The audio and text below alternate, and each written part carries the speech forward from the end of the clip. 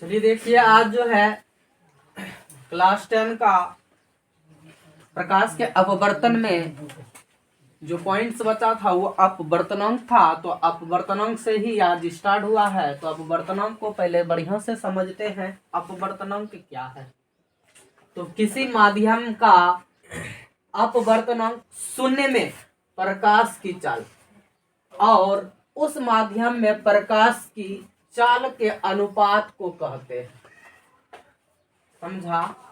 कि किसी माध्यम का, यानी कोई ऐसा माध्यम है जिसमें अपवर्तनांक शून्य होता है। जिसमें अपवर्तनांक क्या होता है?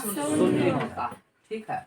तो शून्य में प्रकाश की चाल, शून्य में प्रकाश की चाल और उस माध्यम में प्रकाश की चाल, यानी शून्य में जो प्रकाश का चाल होता है और उस माध्यम में जो प्रकाश के चाल होता है, दोनों के अनुपात को अपवर्तनांक कहते हैं। समझ में आ गया? कि किसी माध्यम का अपवर्तनांक जो है शून्य में, जब शून्य रहता है, मान लो कोई माध्यम है, कोई भी माध्यम जिसमें कि प्रकाश चलता है, जिसमें कि प्रकाश जाता है। समझ में आ गया? मान लो एक बोर्ड है या एक बल्ब जलता है ना, इसमें भी क्या है? प्रकाश जाता है। तो किसी भी माध्यम में, जैसे वायु है, उसमें भी प्रकाश जाता है ना, प्रकाश की चाल, प्रकाश जिसमें चल सकता है। समझ रहा है ना? उस माध्यम में जो है उसका अपवर्तनांक शून्य रहता है, तो उसकी चाल, उसका भी तो चाल है ना। अपवर्तनांक भले शून्य है लेकिन उसकी भी चाल है। तो प्रकाश की चाल और उस माध्यम में प्रकाश की चाल, यानी प्रकाश की चाल अपना अलग है, अलग है। समझ में आ रहा है? और किसी वस्तु में जोने लगता तब की चाल, दोनों के अनुपात को क्या कहते हैं? दोनों के अनुपात को अपवर्तनांक कहते हैं। यानी प्रकाश की चाल और माध्यम में प्रकाश की चाल। समझ में आ रहा है? नहीं समझा? नहीं समझा? सूर्य से आ रही किरण, ये सन है, इसको मिटाते हैं। ये सन है, सन से प्रकाश की किरण आ रहा है और एक द्रव में या वायु में, यहाँ से आ जाती है, किस में आया? वायु में आया। वायु से किस में जाएगा? द्रव में भी जा सकता है प्रकाश की चाल। ये द्रव हो गया, द्रव में प्रकाश गया। तो यहाँ से आया, वायु में प्रकाश की चाल कुछ और था ना। उसके बाद द्रव में गया तो उसका कुछ और चाल होगा ना। कि दोनों के अनुपात को अपवर्तनांक कहते हैं। अब समझा? कि दोनों के अनुपात को अपवर्तनांक कहते हैं। चलो, समझ में आया? तो अपवर्तनांक को n से सूचित किया जाता है। अपवर्तनांक को किससे सूचित किया जाता है? n से सूचित किया जाता है। कि अपवर्तनांक छोटी n से लिखा जाएगा। उसके बाद आगे समझते हैं कि किसी माध्यम का अपवर्तनांक बराबर सूत्र, किसी माध्यम में, चाहे जो माध्यम हो जाए। समझ में आ गया? जैसे कांच का होगा, हवा का होगा, समझ रहा है ना, या द्रव का होगा। किसी का भी अपवर्तनांक तुम यदि निकालना चाहता है तो उसके लिए सूत्र है कि शून्य में प्रकाश की चाल बटा उस माध्यम में प्रकाश की चाल। समझ में आ गया? शून्य में प्रकाश की चाल और उस माध्यम में प्रकाश की चाल। समझ में आ गया? तो जैसे हम निकाल रहे हैं कांच का अपवर्तनांक, क्या निकाल रहे हैं? कांच का अपवर्तनांक। तो सूत्र क्या लगेगा? तो शून्य में प्रकाश की चाल बटा उस माध्यम में प्रकाश की चाल, सूत्र लगा। उसके बाद देख लो। तो पहले वायु में जाएगा, वायु में जाएगा। तो वायु में कितना होता है प्रकाश की चाल? 3 लाख किलोमीटर, ये पढ़ाया गया है। उसके बाद कांच में प्रकाश की चाल उस माध्यम में कह रहा है, जिस माध्यम का में तुम जाना चाह रहा है। किस माध्यम में जाना चाहता है? कांच के माध्यम में प्रकाश को लेके जाना चाहता है ना। तो कांच के माध्यम में जब प्रकाश को लेकर के जाओगे तो उससे क्या करना पड़ेगा? भाग देना पड़ेगा ना। तो भाग दोगे तो प्रकाश, ध्यान दो, कांच में प्रकाश की चाल क्या होता है? 2 लाख होता है ना। कांच में प्रकाश की चाल 2 लाख होता है और जबकि वायु में प्रकाश की चाल 3 लाख होता है। बात समझा? तो ये 3 लाख में 2 लाख से क्या करेंगे? भाग देंगे। तो कितना आएगा? 1.5 लाख। होगा या नहीं होगा? होगा। तो यही है 1.5। समझ में आ गया? 1.5 लाख किलोमीटर प्रति सेकंड, यही निकला। समझ में आ गया? किसका निकला? कांच का अपवर्तनांक। कांच का क्या निकला? अपवर्तनांक। दिक्कत? अपवर्तनांक समझने में दिक्कत? अभी जो समझा रहे थे सन की लाइट है, जैसे आता है किस में आता है? वायु में पहले आ जाता है। तो वायु में प्रकाश की चाल जो है ये है, और उसके बाद उस माध्यम में जिसमें जाएगा, वो जिसमें जाएगा, द्रव में गया था ना, तो द्रव का यदि निकालना चाहेंगे, द्रव का जो अपवर्तनांक होता है उससे भाग दे देंगे तो निकल जाएगा। निकलेगा कि नहीं? निकल जाएगा। चलो, तो अब समझते हैं, यहाँ ध्यान दो। हीरा का अपवर्तनांक कितना होता है? 2.42। तो इसको लिख लेगा VI।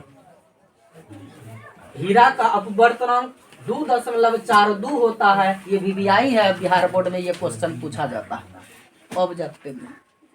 समझ में आ गया कि हीरा का अपवर्तनांक 2.42 होता है। ठीक है। उसके बाद सभी पदार्थ में सबसे अधिक अपवर्तनांक हीरा का ही होता है। जितना भी पदार्थ है, समझ में आ रहा है? जितना भी पदार्थ है, पदार्थ में सबसे अधिक यदि किसी का अपवर्तनांक होता है तो वो है हीरा।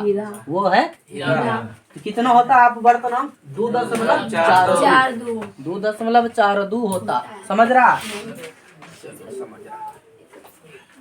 उसके बाद आगे है निरपेक्ष अपवर्तनांक। क्या है? निरपेक्ष अपवर्तनांक मतलब किसी माध्यम का निर्वात के अपेक्षा, समझ में आ रहा है? निर्वात के अपेक्षा अपवर्तनांक को उस माध्यम का क्या कहते हैं? निरपेक्ष अपवर्तनांक कहा जाता है।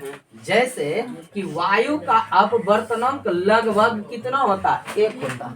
वायु का अपवर्तनांक लगभग कितना होता है? 1 होता है। क्लियर हो गया ये? उसके बाद है आपेक्षिक अपवर्तनांक। आपेक्षिक अपवर्तनांक जो है दो माध्यमों के निरपेक्ष अपवर्तनांक के अनुपात को आपेक्षिक अनुपात कहते हैं। किसका कहते हैं? ध्यान दो। दो माध्यम के निरपेक्ष, दो माध्यम है, उसका निरपेक्ष जो अपवर्तनांक होता है वो दोनों के अनुपात को आपेक्षिक अपवर्तनांक। क्लियर है? तो आगे है, कहता है माध्यम 1 का अपवर्तनांक 2 के सापेक्ष अपवर्तनांक बराबर होता है। दो माध्यम यानी माध्यम 2 में प्रकाश की चाल बटा माध्यम 1 में प्रकाश की चाल। समझ में आ गया? उसके बाद आगे है तुम्हारा पॉइंट जो है वो है प्रिज्म का। प्रिज्म क्या है?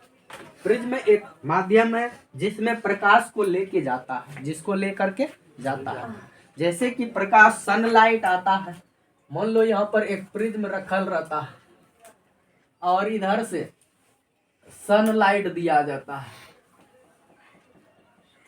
इस पर सनलाइट आता है और ये क्या करता है? एक यहाँ पर्दा लगा देता है और इसको 7 रंग में भी खरा जाता है, ऐसे करके देता है। ये सब पढ़ाया जाएगा आगे तुमको। ठीक है? वर्ण पट्टी में वर्ण विक्षेपण होता है ना, वहां पर पढ़ाया जाएगा इसको। कि सन की लाइट आता है प्रिज्म से होकर के जैसे गुजरता है और वो पर्दे पे जाके स्पेक्ट्रम उसको बोलते हैं, उस पर जाके टकराता है तो वो 7 रंग में बिखेर देता है। हो गया? तो वही प्रिज्म है। ये क्या है? एक प्रिज्म है। किसी कोण पर क्या है? किसी कोण पर झुके दो समतल पृष्ठ के बीच, झुके समतल पृष्ठ के बीच घिरे किसी पारदर्शक माध्यम को प्रिज्म कहते हैं। मतलब किसी कोण पर, यानी कोई कोण है, ठीक है, उस कोण पर वो झुका हुआ है, उस कोण पर वो क्या है? झुका हुआ है। ठीक है?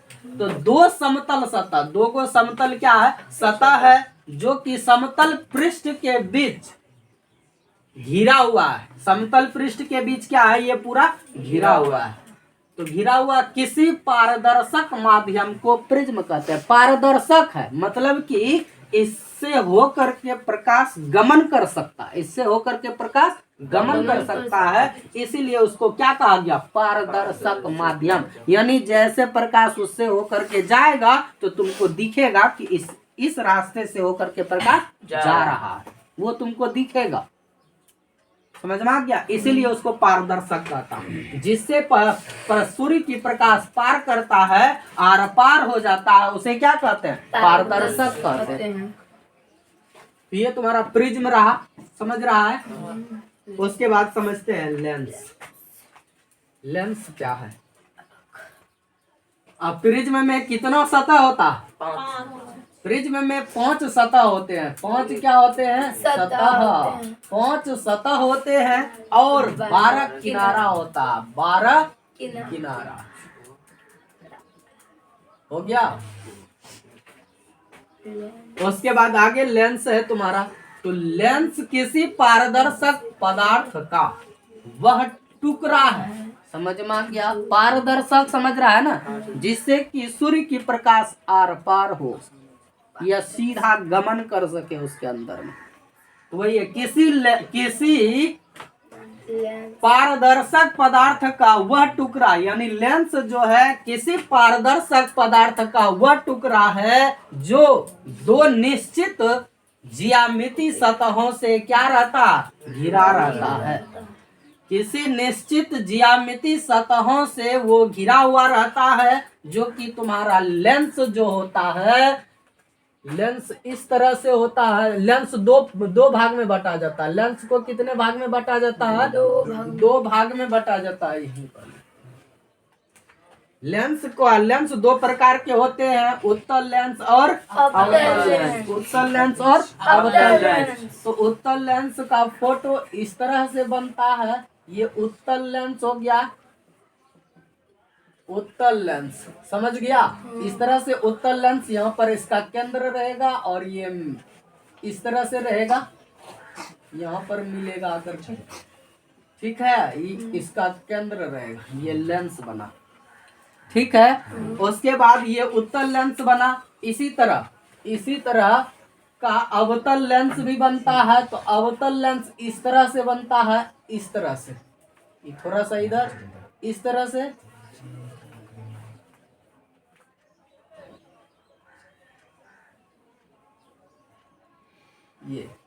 ये हो गया अवतल लेंस।